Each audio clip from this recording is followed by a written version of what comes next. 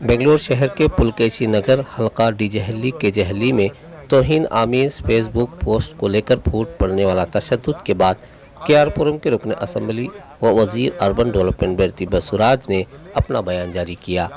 सदाए हिंद उर्दू में हूँ इम्तियाजुल्लाह खान। पुलकेशी विधानसभा क्षेत्रದಲ್ಲಿ ನಿನ್ನೆ ಒಂದು ಅಹಿತಕರವಾದ ಘಟನೆ ಆಗಿದೆ।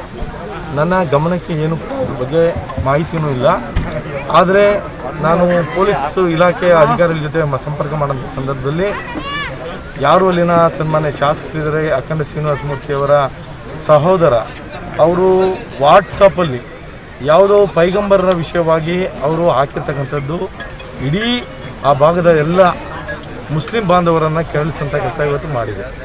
ಆದರೂ ಕೂಡ ಎಲ್ಲೋ ಒಂದು ಕಡೆ ಮುಸ್ಲಿಂ ಬಾಂಧವರು ತಾಳ್ಮೆಯಿಂದ ಇರಬೇಕಾಗಿತ್ತು।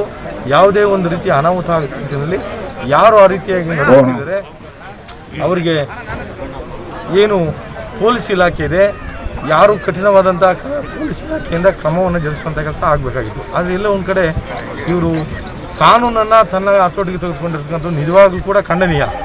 ಯಾವುದೇ ವಿಷಯದಲ್ಲಿ ಯಾರೇ ಒಬ್ಬರಾಗಲಿ ಕಾನೂನಿಗೆ ವಿರುದ್ಧವಾಗಿ ನಡೆದರೆ ಅದು ನಿಜವಾಗೂ ಕೂಡ ಒಳ್ಳೆಯದಲ್ಲ, ಆ ರೀತಿಯಾಗಿ ಮಾಡಬಾರ್ದಾಗಿತ್ತು।